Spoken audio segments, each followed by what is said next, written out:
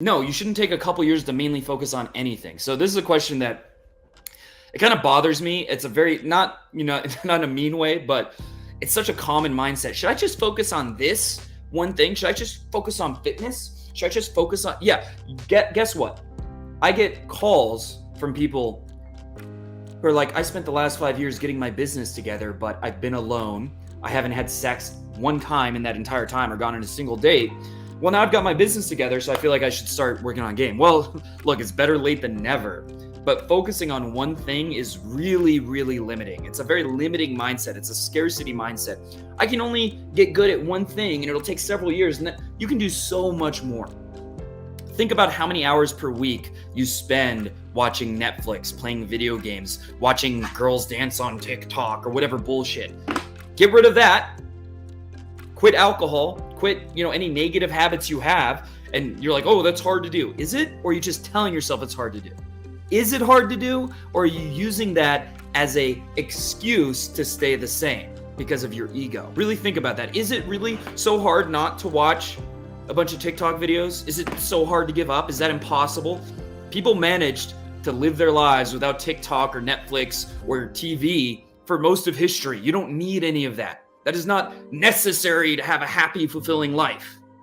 It's not. And in fact, it's likely to lead you in the opposite direction. So if you're like, I don't have enough time to improve my dating life and my career and my fitness, that's just because you're limiting yourself with your mindset. Do all of them. Now, you might put more energy into one rather than the other at any given time. But if you're not improving in any of those areas, any of the major areas of your life, guess what's happening? You are getting worse. If you're not in an upward spiral, you're on a downward spiral. There is a momentum either way. It's not just still. It's not a flat line. There is a momentum downward. So when you neglect, like I did, I neglected my physical health in terms of, diet and stuff like that for a couple years. Well, guess what? It didn't stay the same. I started gaining weight and getting into worse shape and getting worse health. That's how it works. So if you neglect dating, it's not going to stay the same. You're going to get more nervous, more desperate, more negative mindset. You're going to feel more alone. It's going to get worse. It's not going to stay the same. If you neglect your financial success, it's not going to stay the same. You're going to get in a more and more desperate, shitty situation. So think of it like spinning plates. There are a few major areas of life. Your social and dating life is one of them. It's one of the core areas of having a fulfilling, happy, worthy life.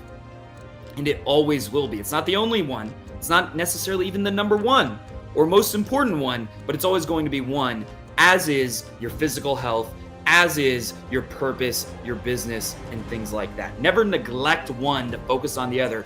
Focus on all three, improve all three. Maybe one you put a little more effort than the other, but always improve in all of those areas. And that's when you're going to enjoy your life. And that's when you're going to succeed.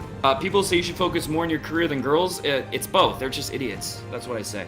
They're idiots who are using a rationalization to have a shitty dating life. Oh, once I become a CEO, then that's not how it works. Like maybe you'll have women, you get super rich and you'll have women pursuing you for your money. Sure. So then you're going to be able to attract gold diggers and have toxic relationships with gold diggers.